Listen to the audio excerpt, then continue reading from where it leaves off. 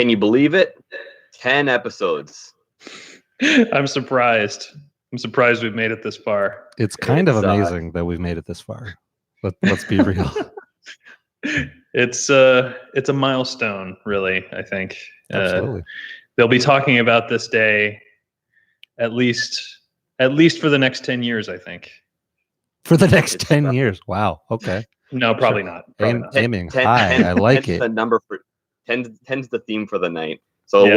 welcome to Cast Strength, everybody. Everyone in the chat, everyone watching on the playback, on whatever platform you may be listening or watching us. Welcome and thank you for sticking with us. We know it's been a long, hard, bumpy road. I don't know what you But mean we've by got that, in Josh. here It's together. been perfectly smooth and professional the entire way through. I don't know what you could possibly be talking about. Of course.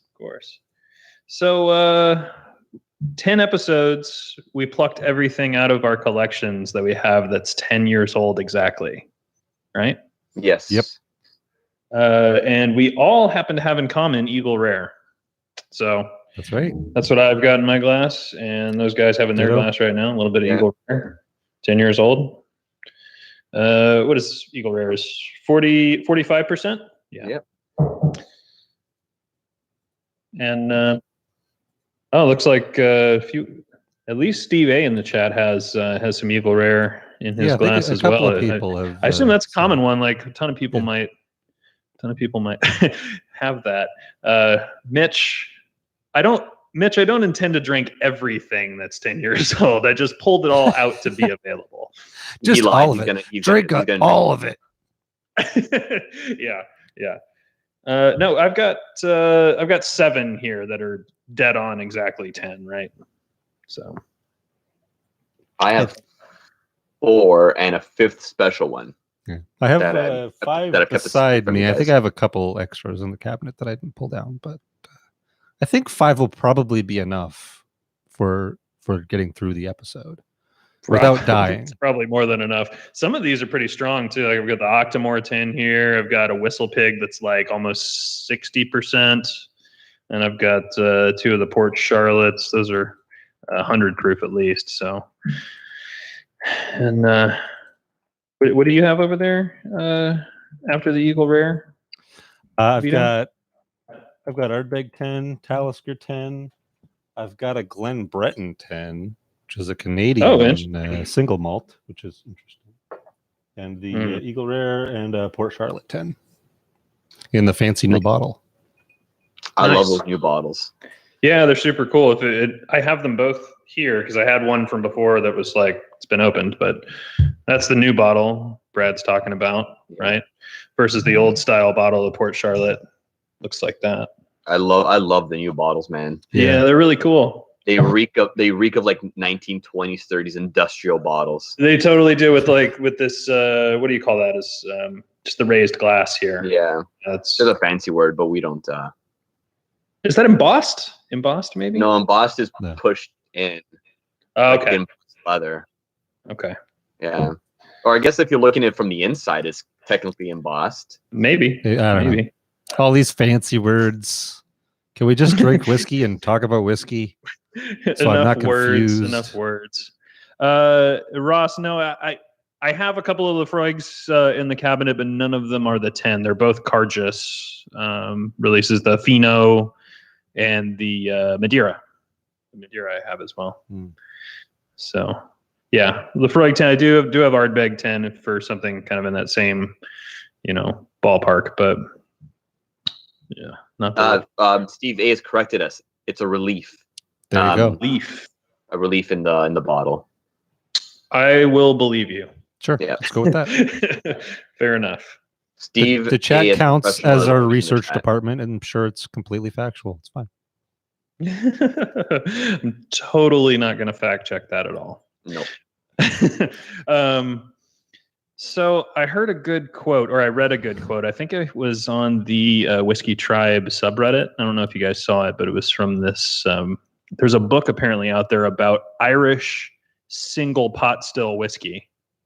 Like not just Irish whiskey in general, like specifically about single pot still whiskey, I guess, called A Glass Apart. And there was a quote from there I thought was amazing. It was, whiskey snobbery is like fungus. It feeds on bullshit and prospers in the dark. Sure. I like it. That's deep. I like it. Yeah, I like it too. Yeah. I like it too. Oh, the whiskey mariachi is in the chat. The mariachi. Hey, Ray. I wish I could imitate his laugh, but I would do it no justice. don't even try, man. Try. Yeah. Should I just try it? I mean, that's up to you, man. give me another couple of pours. Yeah, wait until you're a couple in. If anyone reminds me in an hour. At your own risk. Yeah. If anyone reminds me in an hour, I'll try it. Awesome.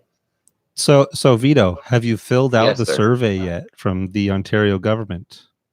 Yes. I was hoping we were going to talk about this. Of course. I have. I hate the government, man. I was laughing. I was laughing so hard filling it out. Do you have some of the questions in front of you? Because I can actually pull them up right on screen here. Let's see. Yeah, pull them up and let's give everybody how like our unfiltered answers on. So these, this is just to fill people in. It's a survey from the Canadian government, specifically in Ontario, asking about our opinions on different alcohol legalization issues with, who can sell alcohol, how much alcohol can be brought across borders, things like that. All the things that are sort of ridiculously notorious in Ontario for being sort of a crappy situation when it comes to, especially things like whiskey and higher proof alcohols. Yeah, that's interesting that y'all have. We were just talking a few weeks ago about some stuff that was going on, legally with government regulation and stuff in the States, and now y'all have this going on. They must follow the channel. I guess. There you go. Logical explanation. So yeah, it's just basically a whole bunch of multiple choice questions and like questions of rating things 1 to 5, like how satisfied you are with different situations. And every time you hit other, you get a nice little spot so you can create your own comments, which I'm sure is going to create all kinds of real fun comments that they're going to have to read. Wow. But yeah, it's just this big, long, it's not super long, but, just a bunch of questions and then some very general demographic questions. Like it's an anonymous thing, essentially. They want to know roughly how old you are and where you live. But other than that, it's basically a free-for-all. So if you're over 19, feel free to fill in the survey. We'll put a link in the description somewhere. So that people can we want to put try it in and the get chat so that people Ontario, can see it. Kind of on par with some of the other Canadian provinces that do whiskey a lot more efficiently. Not even just whiskey, just spirits and alcohol in general. Right. A lot better than Ontario. So what was your favorite question or least favorite question, I guess, whichever applies. For me, actually, Brad, you go ahead and answer. You go answer first. Probably the stuff about like the limits of where to buy alcohol, because right now the only place to buy high proof alcohol, like any sort of whiskey, gin, any high proof alcohol in Ontario, is the LCBO. That's it. Government run stores, they're all basically the same. It's like walking into a McDonald's. Once you've seen one, you've seen them all. Some of them are a little bigger, a little smaller, but basically it's uniform across the board.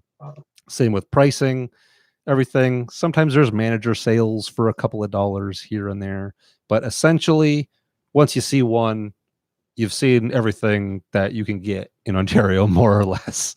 If you go to visit the website, they might have a couple more here and there, but basically you have no mom and pop situations. Like I know in Texas, you got a bunch of different places. You can go to Total Wine or Specs or all these different smaller places. And there's nothing like that here. Yeah. Yeah. There's like big chains, and then there's smaller like liquor stores that are, kind of corner hole in the wall type places. Yeah, we have It's kind of different. Like, you'll have a small advantage in that you can go onto a website and go, well, this particular store has this in stock, doesn't have that in stock. You can have things transferred, stuff like that. So there's like a tiny bit of efficiency though, but on the whole, there's a tiny bit of efficiency sometimes, but just the selection is almost always abysmal. Yeah. Overall, it's not at all. Like one of the questions, like if more retail channels were made available, what would be most important to you as a consumer or business? And then there's just lists like the beer store. The beer store is sort of a separate entity that can sell beer and wine, and private wine stores, on-site retail stores, big box stores, corner stores, and grocery stores. Notice what's missing there. Any sort of online component or out of province or country, like nothing. So you got to click other if you want to like add basically anything that most other places have access to already as an option. Yeah. It's a whole lot of silliness, and there are some benefits. Like everybody kind of poo-poos the LCBO. The redeeming aspect of how this is set up is that they put a lot more precedence and awareness on Ontario breweries and distilleries and wineries. Right? Sure. So there's for like all the smaller like craft stuff. Yeah. There's a lot more presence, so it's not like they're fighting. The LCBO gives space and allots space based on the amount of distilleries and like everything that's in Ontario. Yeah, there's a little bit of a synergy between like local producers and then the government retail. Yeah, right. So like for that, if you like local stuff, it's great because you can find just about anything you want there. But the downside is that the international section for anything is always super light. Mine is California Red. California Red wines is a buttload, but other than that, like spirit wise, it's ridiculously shallow. So. Yeah, and even within Canada, like stuff coming out of Nova Scotia now or the Yukon or whatever, there's very little availability in Ontario for most of that stuff. Yeah, sure. Quick question, because I just got a text from one of the guys from Balcones, and I don't know how to answer it. If he was at a bar, and this may be more for the chat than anything else, actually. If you're at a bar in Texas and they have Pappy Van Winkle 15-year-old, how much should a ounce and a half pour? How much should you pay for that?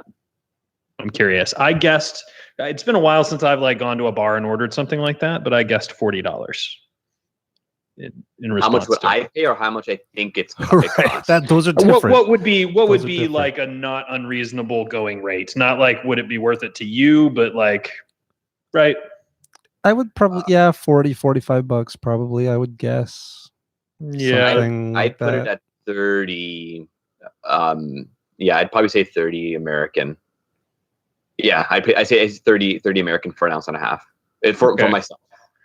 I was like, I wasn't sure whether that was like way off, if it should be like $80 or something like that. Yeah, that's a good point. I just saw friend Whiskey and Barbecue. He's a local YouTube channel as well that we've talked about before. You guys should go check him out.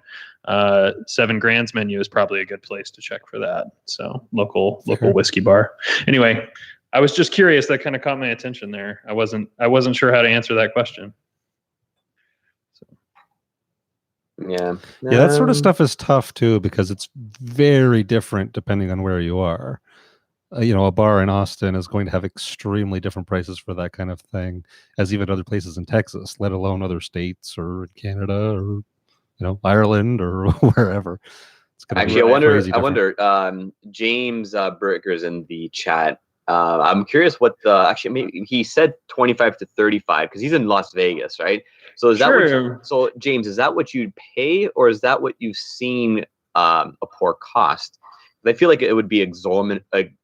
I'll learn to speak exorbitantly more than that in Vegas. Yeah, you'd think that Vegas would be on the high end. Well, probably depending on where you go, I guess, right? Vegas You go to a touristy seems like a spot. very sort of min-max thing. You either get really great Yeah. deals or you get shafted, depending on what you're getting and where you are in the city. There you go. So the double helix, which is like whiskey bar in on the strip, $60 for the 15. There you go. Yeah. Okay. Yeah. So seems like I wasn't too far off saying $40. That was that seems right in the ballpark anyway, depending on where you are. Yeah. $40 is definitely there. So yeah, that it's always hard answering that, because like I have friends that have started to ask me questions like, concerning prices of bottles and pours and whatnot, and I always feel weird because the ones that are asking me are well off, right? So it's like, well, hey, would you pay this? And like I have to put myself in their shoes and just be like, yeah, I would totally buy that for that bottle for $300. Sure. In actuality, like there's no way in hell that I'd buy a bottle for $300 at this point. No. Right. It's totally it's so context dependent, and like super subjective. whatever your budget will tolerate and things like that. But yeah, it's a hard question to answer. But I mean, this is actually it's a weird segue into something that I was going to ask you guys about. Something that's kind of been on my mind. I saw this video. It was related to coffee, actually, and I thought it was just kind of an interesting perspective, and some things I liked about it and some things I didn't. But it relates perfectly to whiskey as well. He was talking about when people get into something like coffee, or in our case, whiskey, there's a tendency to seek out those things that are, at least perceived to be the best or better than other. You're always chasing the better thing, the more unattainable thing, the higher end thing, right? Right.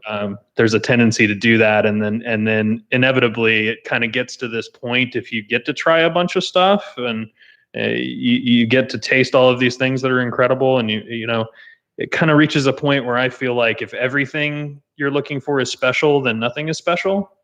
Sure. You know what I mean? Yeah.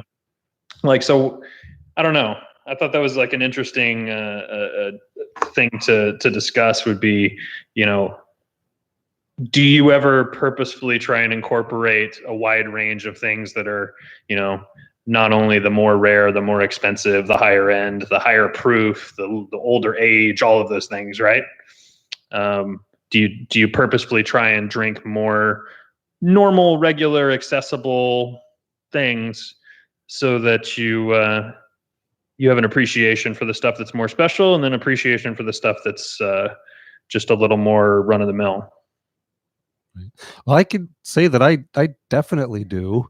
I have had the advantage of trying all kinds of very special things, in some cases extremely expensive and special things, more than a lot of people would ever pay for anything, let alone for a glass of whiskey. And I still find myself coming back. I just poured myself some Talisker 10, and it's amazing. Mm-hmm. Yeah. Like it's about sort of variety of experience, and it's great to have had those sort of wild experiences, and even been sort of disappointed in a lot of them, because a lot of times the hype doesn't match what ends up in the glass, right? Completely agree. But it's about the experience, and sometimes a really amazingly rare glass of whiskey will be a great experience, and sometimes all it takes is a familiar friend that you love, like Talisker. Absolutely. Well, I mean, quite honestly, it's because of you, Brad, that both Vito and I and a bunch of other people have had an opportunity to be around and have some of those experiences and stuff like that, which has been really, really cool. But then it's also great, like you're saying, at the same time, to appreciate that there's great things about your Talisker 10 or the Eagle Rare we're drinking right now. That's not really anything too on the high end. I thought that was an important sentiment, because there's this tendency to, especially right now, like right now is kind of the bourbon season, right? Right. Where everybody wants the Buffalo Trace antique stuff and the Pappy stuff, and all of that really sought after, limited, expensive, type deal, and that's very cool, and some of that stuff's amazing. But you know, when you're always chasing the best, why do we always have to have the best, right? Sure. I would say so I prefer chasing the most interesting. Yeah, that's a great way to and put that's it. Yeah. and that's not always going to be the most expensive or rare, or even like uncommon at all. You can find, interesting combinations, even blending, 2 or 3 different super cheap common whiskeys and finding a new note, or experiencing a whiskey that you've had hundreds of times with someone who's having it for the first time and sort of re-experiencing the origins of those flavors through the other people. So there's always sort of room to explore and re-explore, whether it's a crazy rare fancy Ardbeg that costs you a car payment, or something cheap from the bar down the street that you're having with friends. Exactly. Or you have those whiskeys that like carry memories, right? Yeah. That doesn't matter whether they're cheap or expensive or whatever, you associate them with a certain time, a place, certain person or group of people, and that's what makes it, worthwhile, right? Absolutely. James Bricker in the chat just said we need some Hunter Mist, implying a combination of Canadian Hunter and Canadian Mist. And I do actually have the ingredients to make Hunter Mist. That needs to happen at some point, but I think it might technically be a war crime, so we probably shouldn't do it live. Yeah, we'd probably, if we don't have FBI files already, then isn't America the land of the free? Well, I mean, that's what they say, I guess. There is that. Sure. Especially Texas. I mean, what are they going to do? Yeah, that's right. Do it, Josh. I dare you. I double dog dare you. Oh, now I have to do it. Now you have to do it. No, that's true, Ryan. It is all about the balcones. That's right. That's right. There is that. I want to go back up and answer. Who asked Kilojot? Because while Brad was talking, he brought up Talisker 10. I have a small little sample of my Talisker 10 left that I poured out of the bottle to kind of keep it, from aerating too much, oxidizing too much. Right. So yeah, I was pouring that. He inspired me to pour a little bit of that, keeping with the 10, the number 10 theme, of course. Absolutely. So I'm about done with my Eagle Rare 10. I'm going to set aside the last little bit of that so I can move on to something else. I'm wondering if I have one more American whiskey here, and then everything else is Scotch. Do it. Whistle Pig. The Whistle Pig. All right. Yep. While you're doing that, I'm gonna go through some of the comments here. Jason Unsworth is doing the Gold Digger mini training in the vault in February. Oh, cool! Yeah, one of the guided tasting deals. That's awesome. Any 10 whiskeys my Somm I choose, and absolutely reach out to us. Josh and Brad I've been in there too, but not for a much shorter period of time than those two have. But right. They have a good idea, and I'm pretty. You can get the lovely spreadsheet that Whittington has made. Yeah, you can just look up what they have in the vault currently. Yeah, and then create a list of stuff so you don't get overwhelmed in the vault, because that can happen very quickly. Jason? Are you doing the? I forget if they divided into Scotch versus American whiskey for the Gold Digger stuff. I forget, but I will tell you this: Gold Digger, I think, is just have your pick, isn't it? Just across the board. Yeah, I think so. That's cool. I will tell you this: there was the one that sticks with me the most, anyway. One of the more magical whiskeys I've ever had poured in the vault. Which, if they still have some, I would highly recommend, because you cannot buy it anywhere. They don't make it anymore. It was a Kilchoman Madeira cask. Yeah. And that probably wasn't terribly expensive when it came out, but you just can't find it anymore. And I thought it was incredible. So maybe give that a shot. Great question right here. I just saw Whiskey in the 6 in here. Hey, man. Is Robin? Oh, yeah. Welcome, Rob. Actually, since we're here now and Rob's here, for everyone watching, tomorrow, Thursday, what day is it tomorrow? Thursday, December 20th at 8:30 p.m. Eastern time. I'm going to be joining Rob on his channel for a little bit of a hangout. We live fairly close to each other, so it should be cool. We haven't met each other in person yet, so it should be a lot of fun. I'm looking forward to it. We're going to share some whiskeys that we've never tried with each other, so you guys are free tomorrow night, come join us on this channel. Absolutely. Awesome. Yeah. Absolutely. That'll be a lot of fun.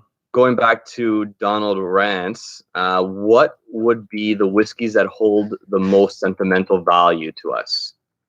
You want to start? Whoever figures it out first. Most sentimental value, and we're not a lot to say about Conus.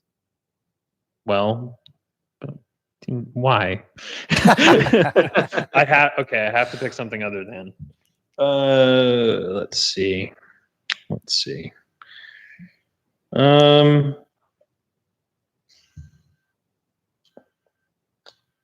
Off the top of my head, I will say the Cole Keegan that I have in the cabinet here that I got from Santa Fe Spirits. It was the single malt. Yeah, the Cole Keegan single malt. Yeah.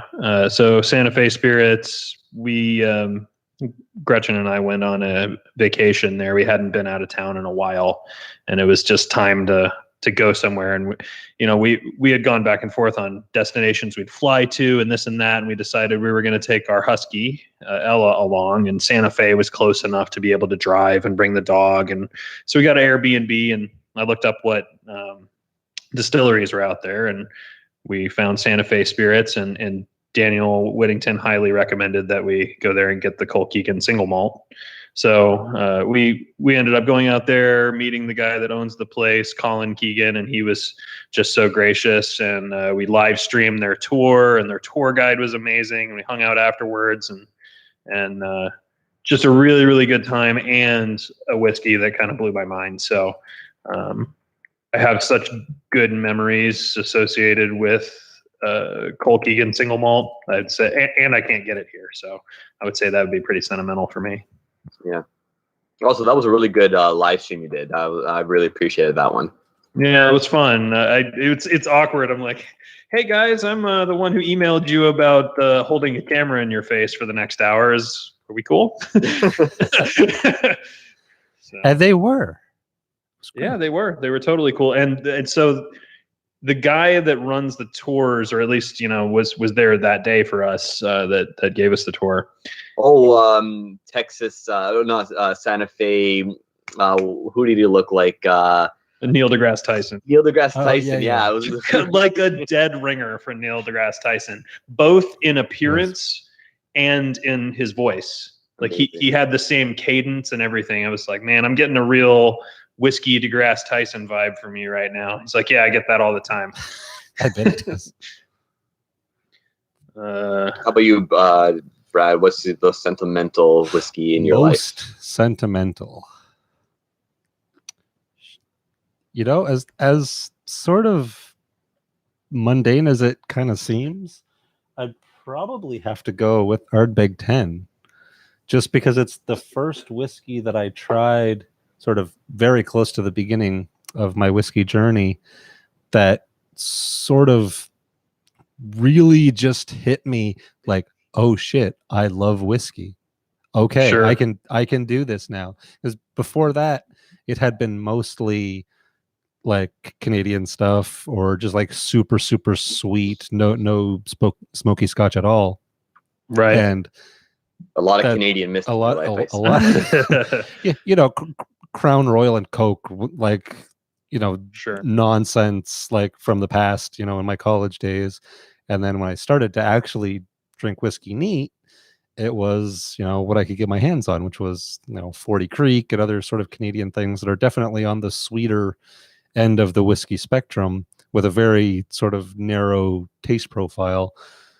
And Ardbeg was the first one on the really opposite end of the sort of smoky, meaty, briny, like it still had sweetness in there, but it was very much secondary to the other things that were going on, and just really hit me like, okay, no, whiskey is good. I like this now.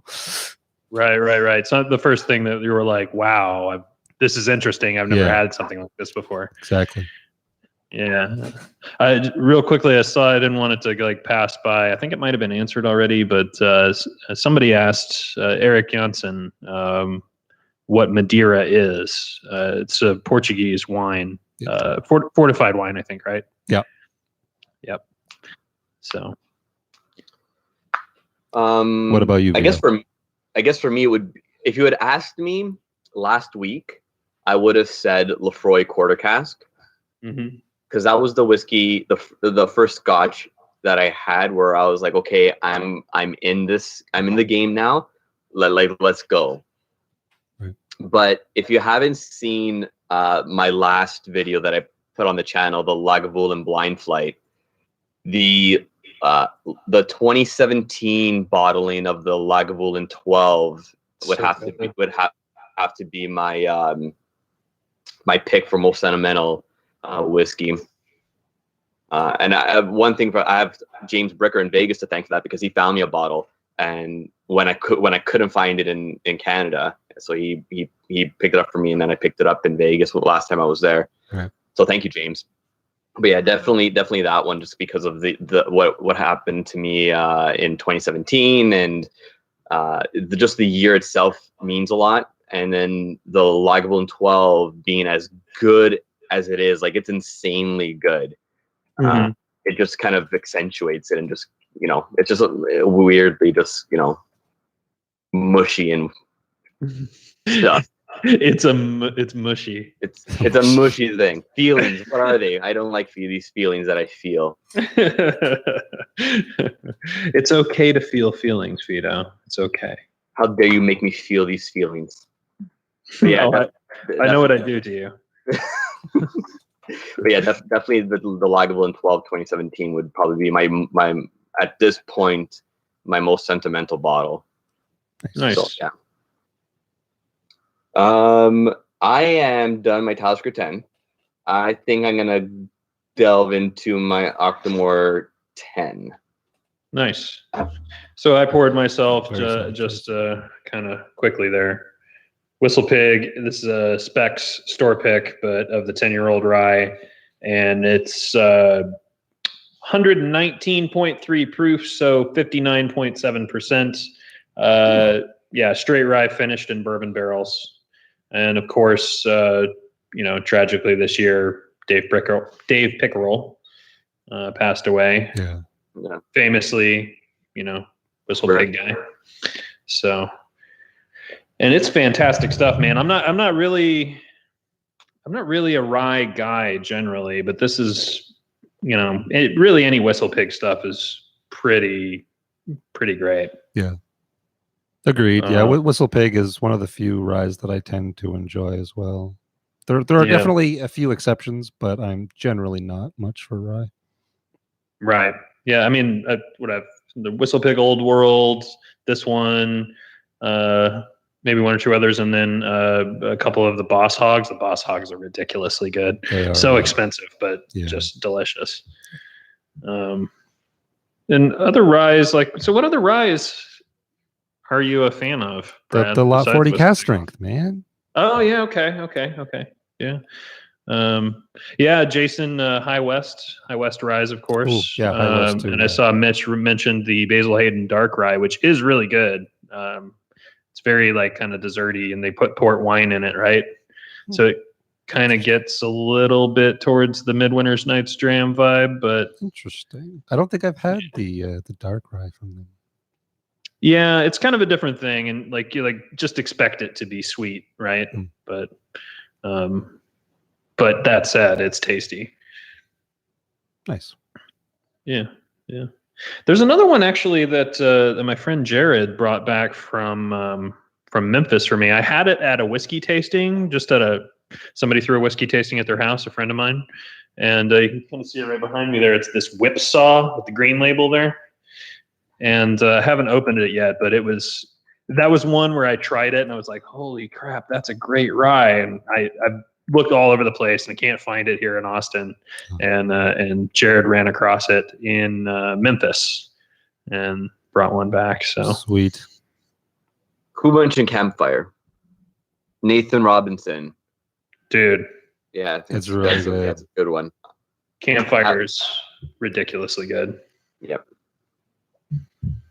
James Bricker was not a fan when we had it when I was in Vegas. Brand? Yeah. Oh yeah. Kilojolt said the Pikesville rye. That's also good, and it's like, I think it's actually pretty expensive for you guys, isn't it? Pikesville rye. Is it? Wouldn't surprise me, but I'm not sure off the top of my head. I mean, it's seriously like $25 here. Yeah, it's on the lower end of the price scale, but it is actually, for being as inexpensive as it is, it's really good. Yeah, the straight rye 6-year-old is 90 Canadian. Wow. Okay. So like $65 is that or about? whatever. Yeah. Figures, right? Yeah. That's yet another reason to fill out those surveys for the Ontario government. Let them know what you think. Send in your surveys. Do you think it will actually like make a difference? Probably not. Yeah, I mean, history repeats itself. Is there a chance? Sure, but I wouldn't hold my breath or anything. Yeah. Oh, you know what? I take that back. Mitch pointed out I am thinking of Rittenhouse. Pikesville, I think, is a bit more expensive. It's still not that expensive, but Rittenhouse is kind of the low end. I say low end of the price scale, but still pretty good. No, you're totally right. I was thinking of Rittenhouse. I really like the E.H. Taylor rye. I haven't had that one. It makes a killer Manhattan. Nice. Yeah. That's one of the best uses for rye, I think. I don't like Manhattans and I don't like rye, but that in a rye, it is a rye. That in a Manhattan is really, really good. Mm. Although now that I've had it, and it's weird because after I had it in the Manhattan, I started liking it neat. And it's the same sort of thing that happened with bourbon, where I wasn't enjoying bourbon, and then I started mixing it in old fashions, and I got used to it, and I started liking bourbons a little bit more, like neat. Right. So I think my body is just all messed up. I think it's because I'm weak, isn't it? It's probably because you're weak. Yeah. You need some girth about you. No comment. It's not late enough for this kind of talk. I mean, it is. Oh, it's fine. Coming up it's next, the internet. It's always Strength late enough. After Dark. Oh, yeah, geez. Strength After Dark. Oh boy, this Aquamore 10 is really good. It's reminding me, if you've ever had, if you've ever peeled like Italian salami or supersati, it's like an Italian cured pork. Yeah. Thing, right? Yeah. If you ever, it usually comes cased up, like in, like I think in the grocery stores it comes like an artificial casing, but if you make it at home, you can use actual natural casing. Natural casing. So like it's essentially intestines, right? Right. Like either cow or sheep intestines. After it's cured and everything like that, when you peel the membrane back, that's what it kind of reminded me on the nose a little bit, which is extremely welcoming, just because of we make it at home here, and it's just like I'd never gotten it before either on the 10. But all of a sudden it's like, ooh, that's interesting. Mm. Yeah, the 10 is very tasty. Yeah. Also, thank you, Brad, for this one. No problem. You know what? Thank you, Brad, for this one. Is it cause I'm wee? No. I know. I'm just busting. So I saw it come up yet again. It reared its ugly head. Oh God. Just today, even, and that's right, the food coloring debate. Oh yeah, the food coloring debate. Where's Wade? Wade may be out of commission for the evening. I don't know. He might just be lurking in the comments. Could be. Yeah, Wade's dead. Wade's dead. He'll be alive tomorrow. So food coloring, obviously a thing in Scotch whiskey, right? Yep. Thoughts? Pro, con, for, against? Meh. Yeah. I mean, as long as they're clear about it and like they're not trying to be sneaky about it, then I don't really care. Like one of the few times that I actually think it's legitimately dumb is like Bowmore Darkest has food coloring.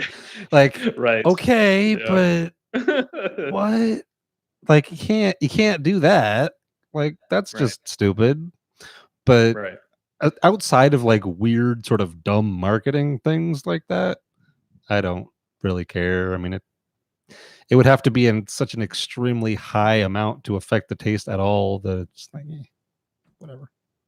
Sure. Yeah. It obviously, even in the cases of like people that or distilleries that use more than average coloring, it probably has imperceptible effect on the taste, I would imagine. Right. Yeah. So Jason Unsworth of the chat is like, he really likes the Bowmore 15 Darkest. Well, yes. No, I very much enjoy it. It tastes great. That's the thing, right? But it's really it bad poorly whiskey, named. A dumb marketing thing to call it Darkest if you're going to color it. Right.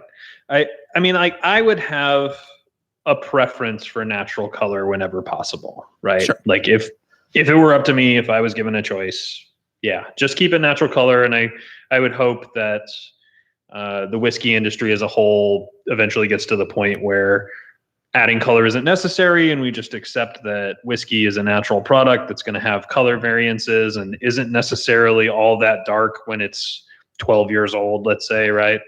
And that's okay. There is a difference. Perception, right?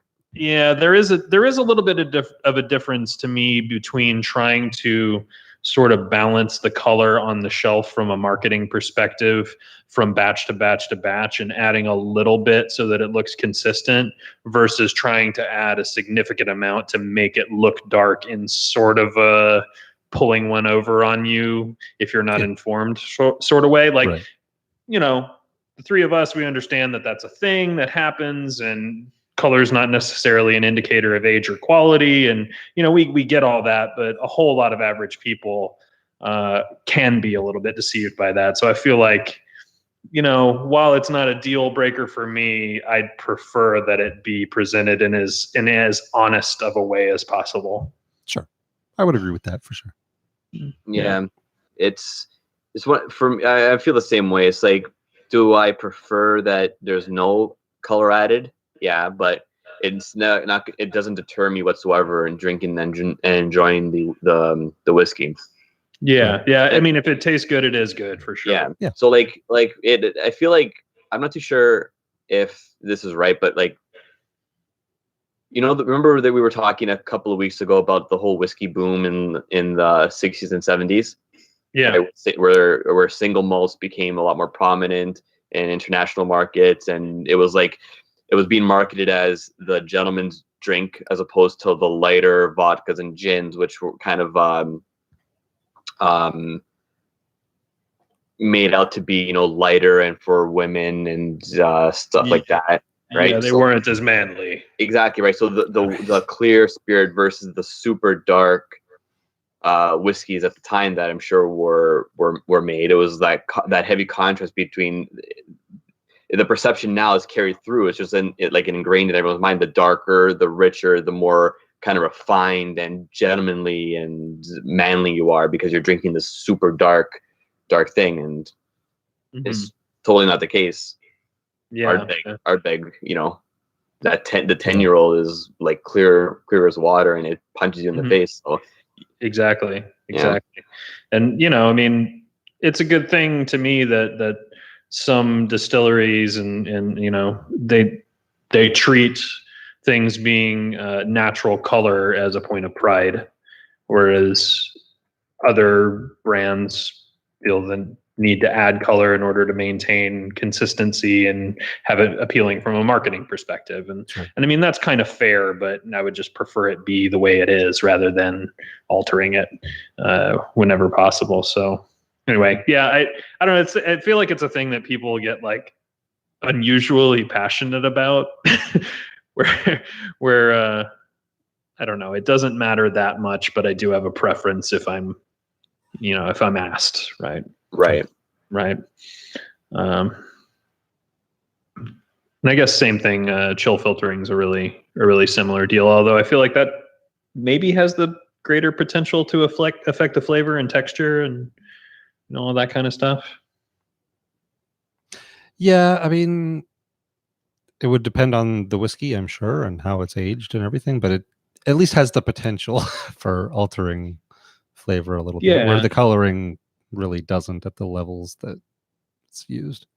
Yeah, it's tiny amounts. I would love to be able to try the exact same whiskey, chill filtered and non-chill filtered side by side, and as close as you can get to a perfect comparison. That would be really interesting. That'd be super interesting. Anyway, so you could at least see, can you tell any sort of a difference? Yeah, I know there's been like some weird special Dalmore releases that are uncolored and things like that over the years, but I don't know of anyone that's done like a chill filtered and a non-chill filtered of the exact same release.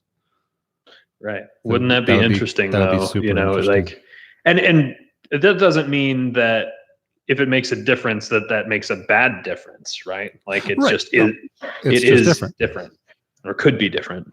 Yeah. So some people would probably prefer, with the filtering, depending on what it is. Yeah. It's all subjective, right? My suspicion, I mean, like from what I know about what chill filtering is, my suspicion would be that it makes the whiskey a bit more thin and light, I would think. And we know what it does if you like add water or it gets cold, it gets cloudy and things like that, right? Yeah. But you know how we avoid all this? How's that? By just buying all the Bunnahabhain ever. All the Bunnahabhain. All the Bunnahabhain, 46.7%, something like that. So I think they bottle it. Their lowest bottling percentage is the amount that is the perfect amount, apparently, for the non-chill filtering to activate. Right. Sure. So they bottle it at the perfect level, either at the lowest that, which is really interesting. So yeah, and Bunnahabhain is delicious. So if I only had to drink Bunnahabhain for the rest of my life, I'd be okay with that. Yeah, they do a great job, man. I was really tempted to pick up a limited release Bunnahabhain today. That was their, I believe it's pronounced Moina. Moine, the Moine Bordeaux that you saw. Yeah. I'm just gonna assume it's Moine, just because Moine sounds better than Moine. It's got a little accent over the E. That's what's like making me think it's Moina. But anyway, it's like, I don't think it was heavily peated, but it is definitely peated, and then red wine cask finished. Was it Bordeaux? Yeah, Bordeaux. Yeah. Well, they did the Oloroso last year or the year before, and that's absolutely stunning. You have a sample of that, right? Yeah, we were planning to do it on the show at some point. I'm kind of saving it for that. Yeah, we'll do that at some point. Yep. Yeah. Oh, I guess. Sorry, you were speaking about the Moine, the Bunnahabhain and the Moine. Did you end up picking it up? No, I'm quite tempted to. I snapped a picture of it and I sent it to Gretchen, and I was like, well, if anybody's asking, for Christmas gift type stuff, this would be pretty solid, right? So we'll wait and see. If I don't get it next week, then I'll probably have to pick it up myself. Because I'm trying to hold out for the Brimstone. I got to pay for that. Oh yeah, they're coming out with the new Brimstone PX. Brimstone PX and Brimstone Redux. So 2 different ones. Although I may just get one of the Redux. I tried some at their 10th anniversary, and it was like a more earthy and more smoky version of regular Brimstone to me, whereas the PX was very, very special, I thought. I may just get one of the PX or one of the Redux, and then get another wheated bourbon, because that is magical. That's some amazing stuff. So yeah. I've only got 1 bottle of that, sadly. So I am weaker than you. Because you're so wee. It's fine. We're not judging. God damn it. So you went to the liquor store and didn't buy anything. I went to the liquor store today and I bought something. But it wasn't whiskey. What did you get? Okay. I was looking for whiskey, and I sent you a couple of pictures. I sent you the Bunnahabhain Toyek. What is it with Bunnahabhain and making everything impossible to pronounce? So crazy. It's serious. It's their, I think it's their base peated expression, if I'm not mistaken. But anyways, I saw that. I was gonna pick it up. I saw that new Canadian whiskey brand, Bear Claw.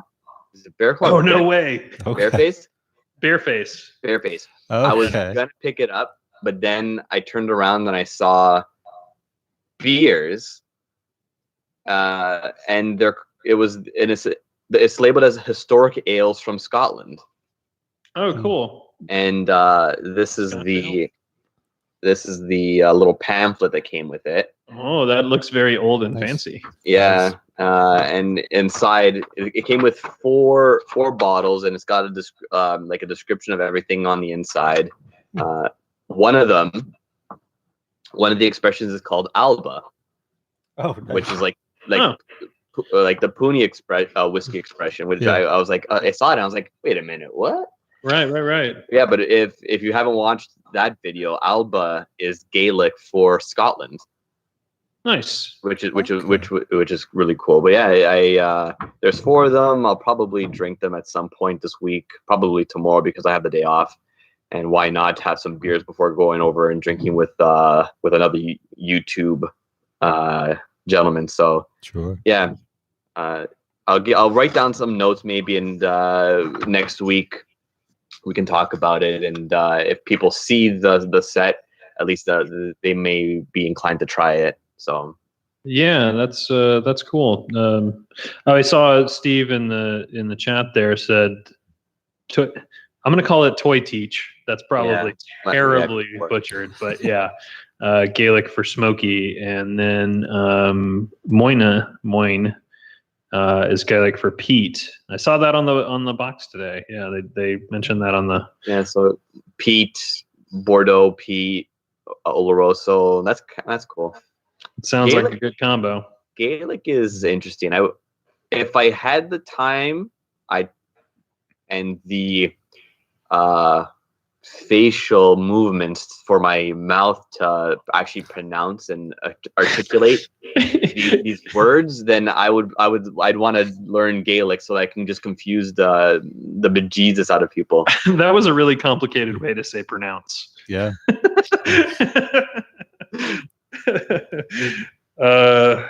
Okay, so let's see here. You had the Octomore 10 already, which I've got sitting here, but I've also got Ardbeg 10, the Port Charlotte 10s.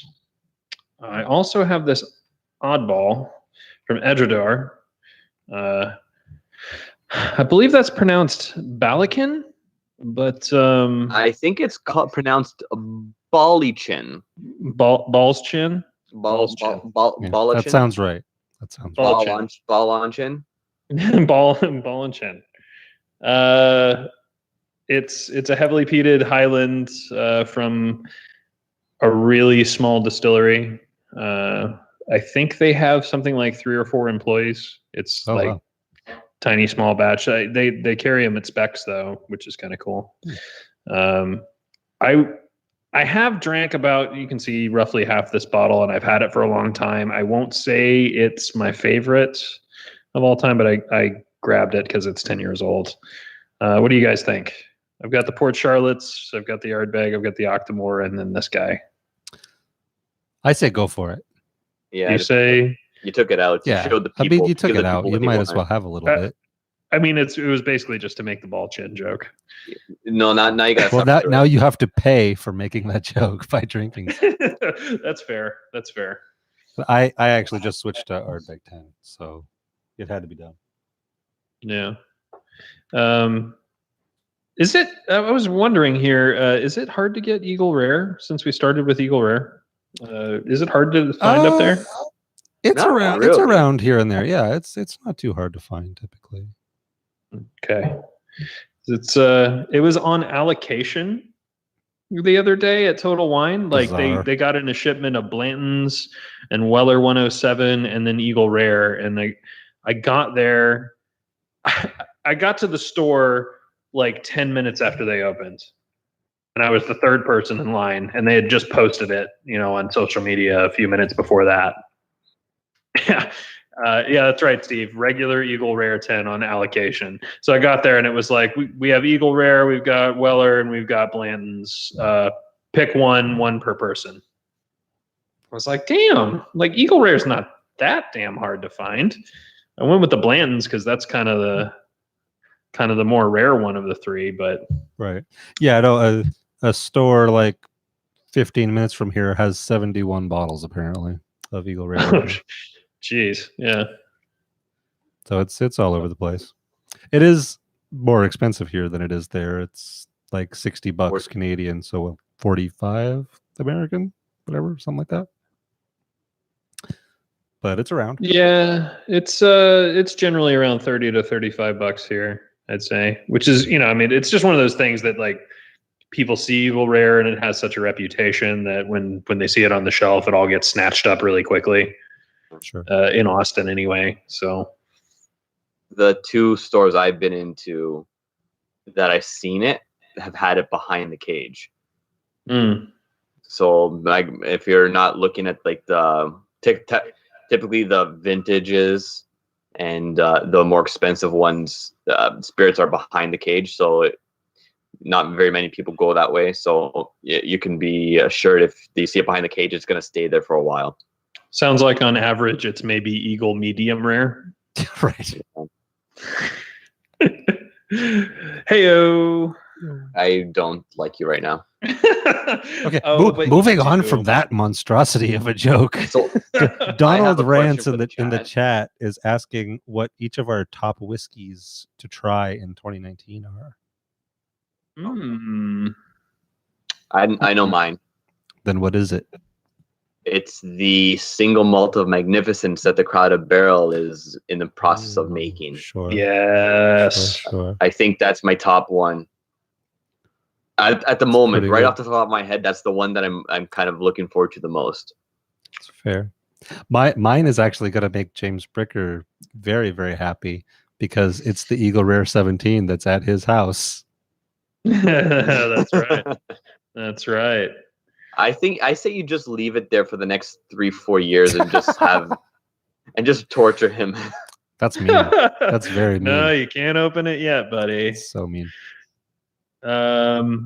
Yeah, aside from, whatever cool local stuff comes out here, I would say top of my head, probably the Port Charlotte. What is it? MC01. Is that right? Oh, that is very good. Have that? I have some. No, it hasn't shown up here yet, but I got a sample of it at a Bruichladdich tasting and it was great. Right there. Ooh, that's a good point. Donald in the chat said Red Spot. That, since I have actually tried the Port Charlotte, the MCO one at a tasting, I might go Red Spot. Mm-hmm. Yeah. We're gonna have fun at some point next year trying all kinds of different Irish whiskeys. So I'm not gonna put any of them on my list right now. Right? Yeah, that's true. We'll little tease for everybody. So I have a really quick question for. Actually, no. Oh, Brad answered. For the chat, if I pour 2 separate pours of a 5-year-old whiskey, does that make it 10-year-old? You know it doesn't. That's not how that works. That's not how that works. If they, I'm asking the people what they think. I don't care what you think. You know it doesn't work that way. I was gonna pour two separate pours of the Octomore 7.1, and then just drink like 2 ounces of it. But I guess everyone says no, so that goes. Why not just pour 4 different measures of it and combine them together, and then it's 20 years old. Yeah. Math. Then I'll ask this question. Does not right? Kilojolt in the chat has a very good point. If you pour a 10 and a 5 into a glass, it's now a 5, not a 15. That's very, very true. Which is accurate. Jeffrey Patron, exactly correct. If you drink enough, then you'll just feel like a 10-year-old. Sure. If I drink enough, I'll feel like a 100-year-old when I wake up in the morning. That's true. There is that. That's true. I did see earlier Ryan. He said Mihaela said hi to everybody. Oh, nice. Hi. And y'all caught what was it? Yesterday's? Was it yesterday's? It was yesterday episode. Yeah, I think so. Yeah, with the Michter's rye. Yeah. They struggled with that name a little bit. I'm glad I'm not the only one. A little bit. They did get it at the very end. They did get it right. So. I got it right the first time. Because I can. Did you? Yeah. I knew it was Mihaela. I've seen it spelled like that before as well. Okay. Sure. So you cheated, is what you're saying. I didn't cheat. I'm a victim of circumstance, I guess. Is that the right term? I don't know. Sure. I'm starting to feel it. But yeah, that was a good video. I was laughing because I was just like, they were struggling so hard. That was like the entire first 30 seconds of the video, I think, was just trying to pronounce her name. I felt so bad too because I was like, oh my god, they're not going to be able to like magnificence her properly. Yeah, they got it. They worked. They got there. Okay, I need something in my glass. So here's another question for everybody: is a non-age statement that is a near identical replica of a 10-year-old can be considered? I know what you're trying to drink. Why are you trying to trick things that aren't 10 years old into being 10 years old? Because I don't have enough 10-year-old stuff in my I ran out of everything. Okay, I snobbed it up and went up 2 years to everything. Okay. Everyone says no, so I guess I'm just gonna leave this Ardbeg Renaissance aside. So fine, I'll drink some more Octomore 10. Oh darn. That's a good question, Ryan. Has any Texas distillery made a 10-year-old whiskey? I don't believe so. There are, would they do give or take 10-year-old sourced whiskeys, of course, from various Texas distilleries. But I mean, Balcones is 10 years old. I believe Garrison Brothers is also 10 years old. They both started around the same time. So I mean, Baby Blue was actually the first whiskey distilled in Texas since Prohibition. Oh, Vito. Steve A has solved your problem. You can pour anything that's older than 10 years and just add a drop of a 10-year in, and you're good. That's very true. Oh. Yeah. Oh.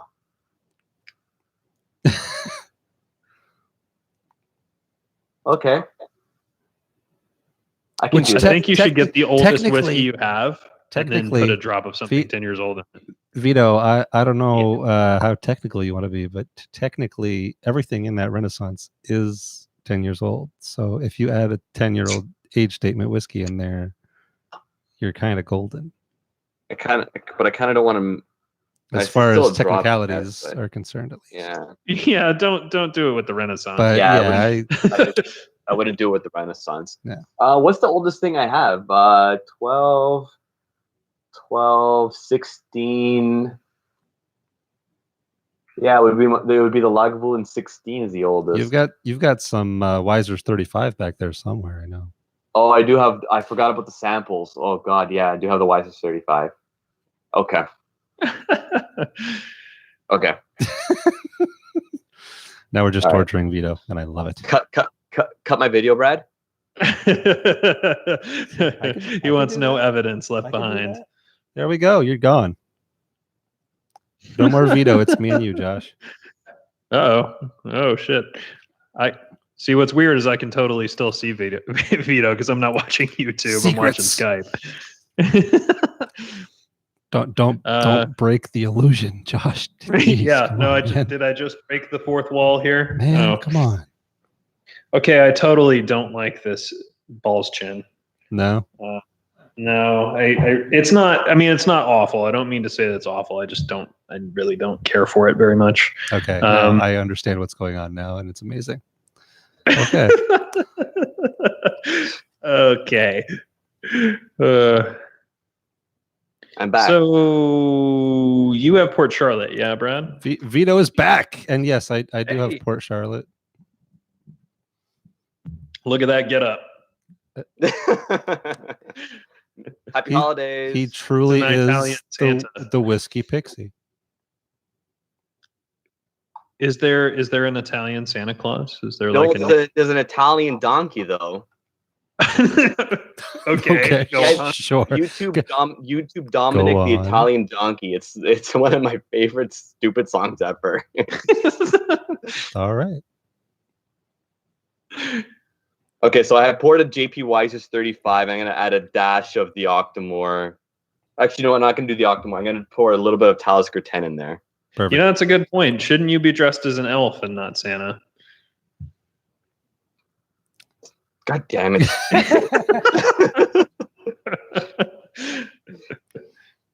All right, there we'll you have go. to make do, I guess. 35 with a dash of 10-year-olds, not the 10-year-old. There you go. Technicalities for the win.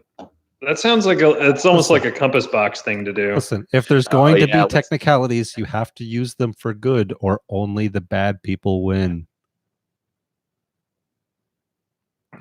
Much like compass box, exactly, with their like crazy old whatever. Really, I can't remember what the name of it was. That was all 3-year-old deluxe. Oh yeah, 3-year-old deluxe, where it was all like crazy ancient stuff, and then they had just like a little bit of 3-year-old. Boop. There you go. It's 3-year-old whiskey. yeah, like 0.06% 3-year-old whiskey. Just to make a extra strong point about how dumb that is. Right. Yeah, I think their point there was like, can't I tell them the age of everything that's in it? Right. Right. Like, nope, just the youngest. Like, okay, well, this is a 3-year-old whiskey. Yeah, 3-year-old whiskey. That's just a big FU to the industry, which is awesome. Yeah, which I love. That's great. So yeah, that Edgador wasn't doing it for me. I've got the old Port Charlotte, new Port Charlotte, and the Ardbeg 10. Do the Port Charlotte. Do a side by side of the new and old 10. Oh, that's a good idea. Side by side. I'll have to grab a second Glencairn glass because these were all dirty. Well, I don't remember. I swear to God, I don't remember, and it's not because I'm drunk, but maybe it is. I told everyone to remind me in an hour about something. I don't remember what that was. The perfect reminder. I don't recall what that was either. Gretchen just messaged in the chat. Holy shit! Mitch has 14 10-year-old whiskeys. Well done, sir. Nice. Well done. Okay, so side by side, we're going to do side by side. New Port Charlotte, 10-year-old. Old Port Charlotte, 10-year-old. I just have to find a way to get this plastic off of here without making too much noise. That's always the trick. I think while I'm attempting to unsheath this whiskey here, there we go.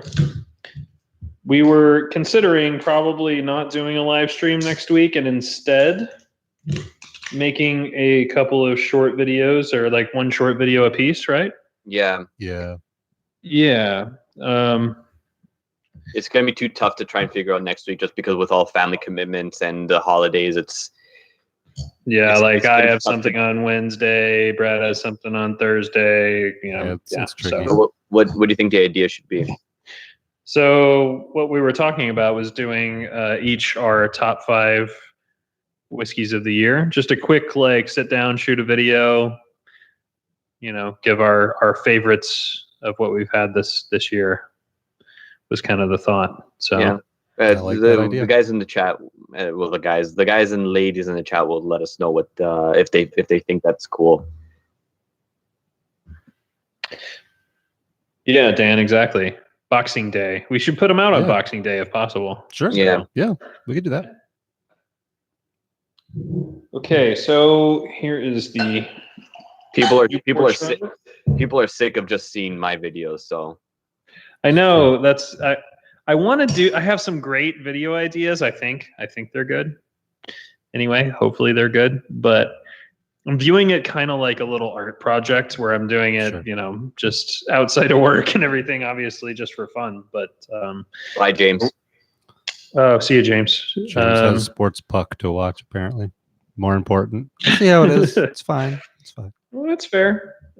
And I just kind of want to put effort into making it something different and kind of nerd out on the production on it and stuff like that. So I want to get a few parts and pieces to make the lighting look good and stuff like that. I really don't know much of anything about video production. So that's something I kind of want to dive in and learn. So that's why I haven't done it quite as much of the solo review type stuff. Yeah, no, I've just been lazy. I actually have a couple. That's fair. That I'm in the middle of editing, so I will have some videos up on the channel in the very near future, including one on Boxing Day with some favorite whiskeys. So there you go. So I would say just on the color, my first impression between the two is that the older one is maybe very slightly darker, but they're pretty close to the same color. I don't know how that shows up on the camera. Yeah, they look pretty similar, but pretty much the same. Maybe very slightly darker on the older one. Yeah. So.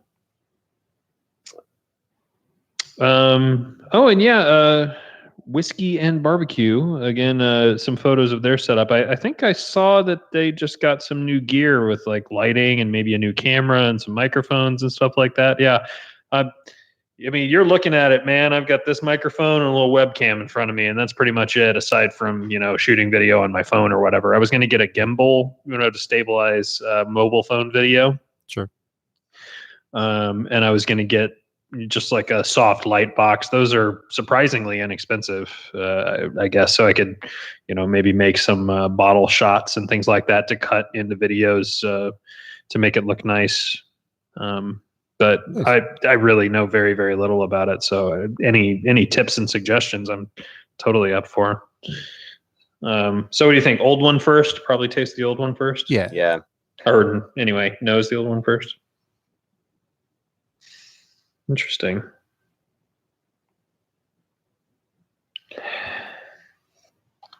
I always associate with Port Charlotte this almost kind of like salted licorice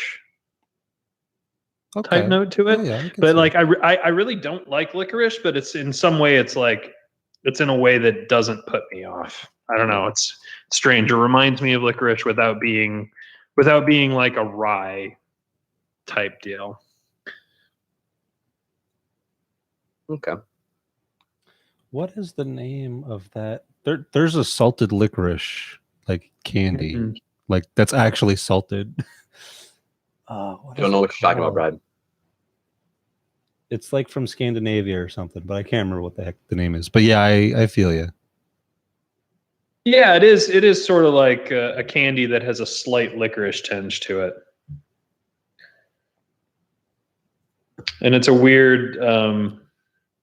It's a fairly heavily peated whiskey, right? I mean, nothing like an Octomore or whatever, but it's weird how when you're really acclimated to peat. I was watching. Did you guys see the Scotch Test Dummies video the other day? They were at Iron Root. No, I haven't watched that one yet. It's pretty cool. I guess they have a part 2 coming out as well. But oh man, they were talking to the dudes from Iron Root who are very, very cool guys. and make some really interesting whiskey. They're doing some nice experimental things, but they made a corn whiskey, which their thought was that kind of in the whiskey world doesn't get a whole lot of respect, right? Like corn whiskey is seen as kind of a lesser product, if you will, in the whiskey world in general, right? Right. And so they wanted to take this corn whiskey that they make and age it, some of it in port barrels, and then another one they had in ex-Isla, like peated Isla casks. They didn't say from where.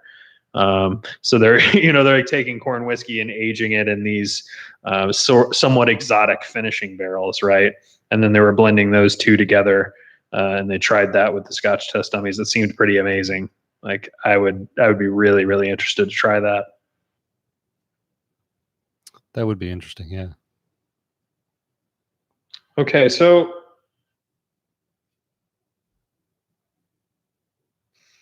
they seem really, really similar side by side, which isn't surprising. But I was kind of hoping. I was kind of hoping for more of a difference to pop out. True.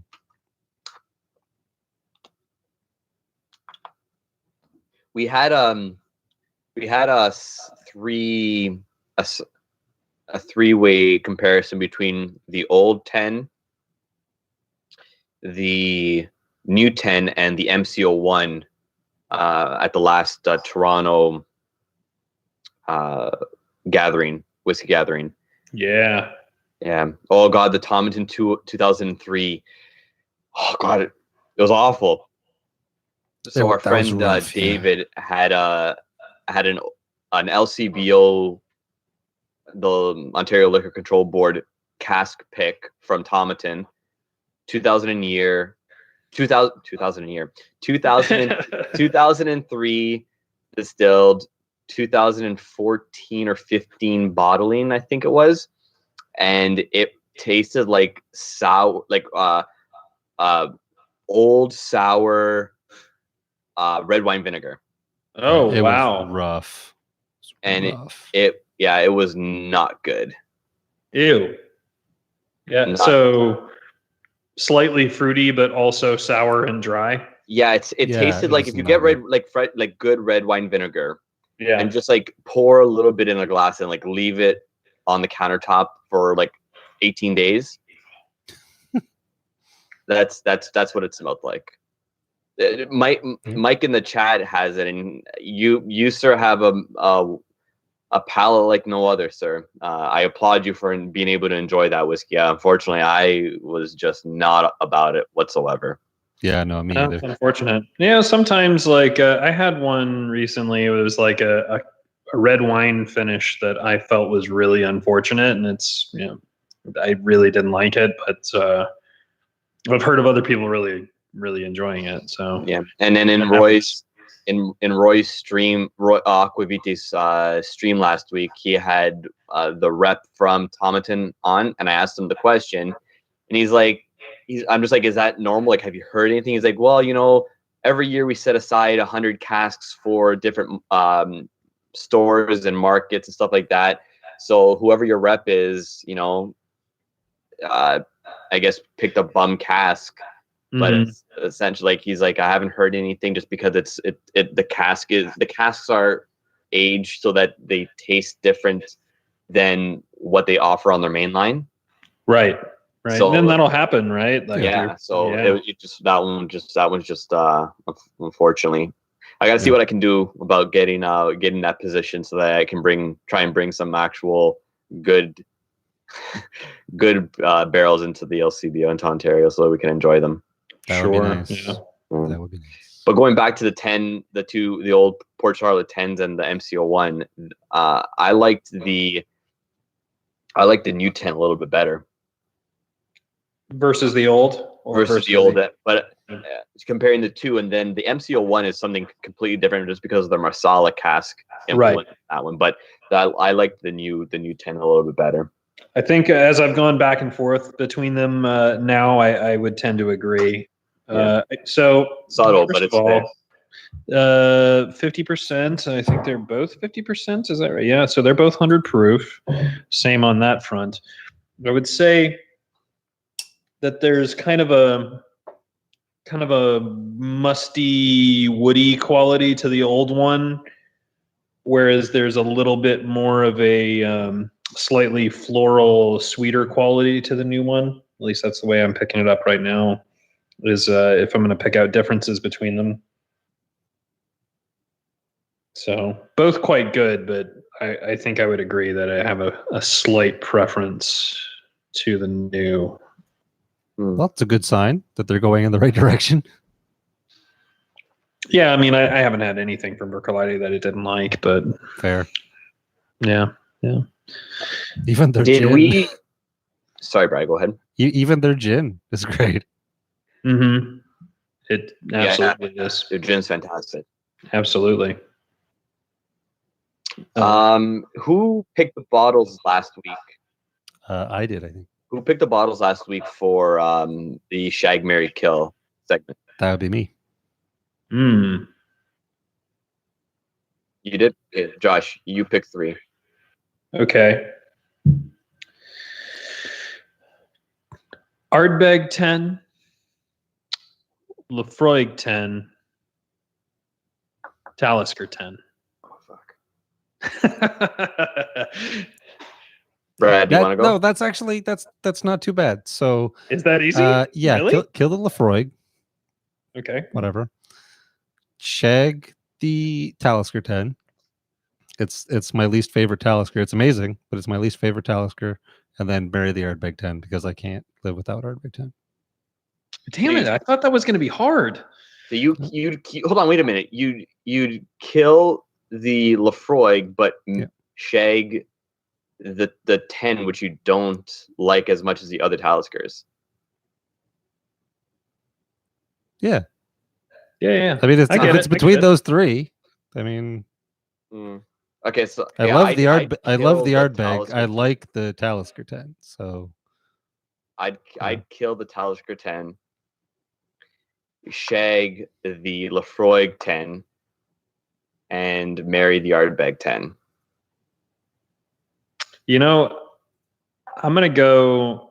I thought this was like devious and hard, but hearing Brad's response, I completely agree. I'd go kill the Lefroy 10 because there's way better Lefroys out there. Yeah. Prefer the Talisker. But you can't say that because like these are the 3. Yeah. So how do you like the Talisker more than the Lefroy 10? Yes. Okay, so that makes more sense in the context of this. That's what I'm saying. Like I would be between the 3 of them. I would much prefer the Talisker to the Lefroy. And in Lefroy alone, that to me, you can do so much better. Yeah. Right. Jason Unsworth, Christina would be proud of us, the priestess of Pete.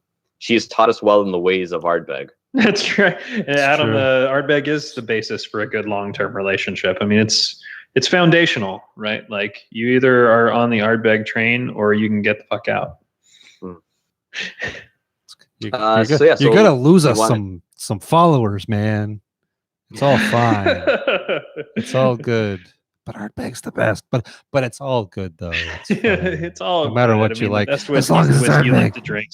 So long as it's Ardbeg. That's right. Yep. Should we fiddly bit it up? Sure. I guess so.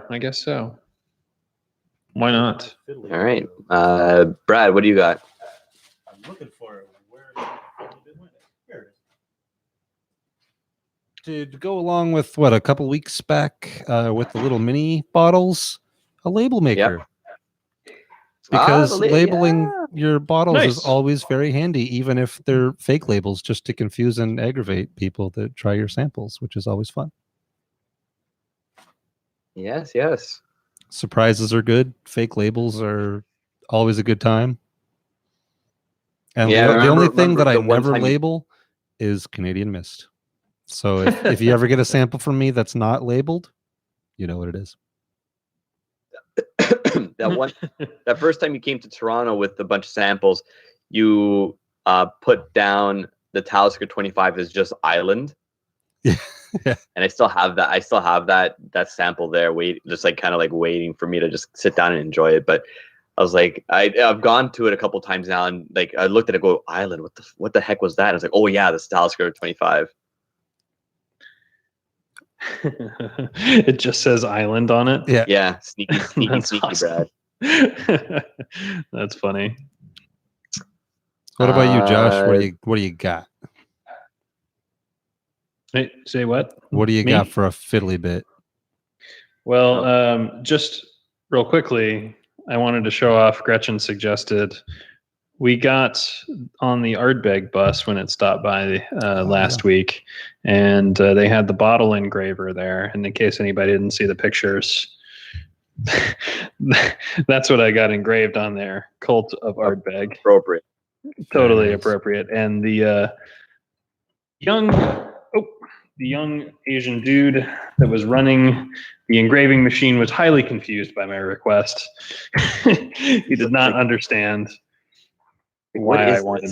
He did not understand at all why I wanted that. But anyway, my recommendation, I'm going to go outside the whiskey world. I mean, we've tried to keep it somewhat whiskey related, but sometimes gone, music, movies, that kind of thing. Except for you, yeah. I downloaded a new album this week, and anybody that knows me well knows that I'm a gigantic David Bowie fan. Sure. And have been for a very, very long time. So they released his performance from a Glastonbury Festival in the year 2000 this week, which I've been really, really enjoying listening to for a couple of reasons. Not only is it David Bowie, and that's my jam, I like his music, but it's mixed in a way that's very uncompressed, right? So you do get the opportunity to kind of turn your stereo up, and you can hear every instrument very clearly, and nothing kind of steps on anything else. It's not a very dense, compressed mix. Everything sounds very live and natural, which is really cool. And there's a lot of imperfections in there, like things where he didn't quite nail the exact, lyrics, or, there's just, you can tell that it's him and his band headlining this festival, and just having a good time and enjoying themselves. And it's, I don't know, it's a lot of fun to listen to, like kind of warts and all, right? Right. Yeah, sure. And I was fortunate enough while he was still alive to be able to see him perform live on 2 occasions. So, getting to sort of relive the live experience of him, it was very cool. So I would totally recommend checking it out if you're a fan at all. It's just come out in the last week. Sweet. One of those things, like, even if you're not a fan, sometimes you're drawn to specific, like, remasters and different sort of sounds from the typical, right? So yeah, no, I was never a huge fan, but I kind of want to try it out, see what it's all about again. Yeah, it's just cool to you hear like the sort of perfect versions that are perfectly mixed and everything like that on a studio album, but then a nice live album, it sounds different, right? Like, they're not able to track everything separately and like record everything multiple times to get it just perfect.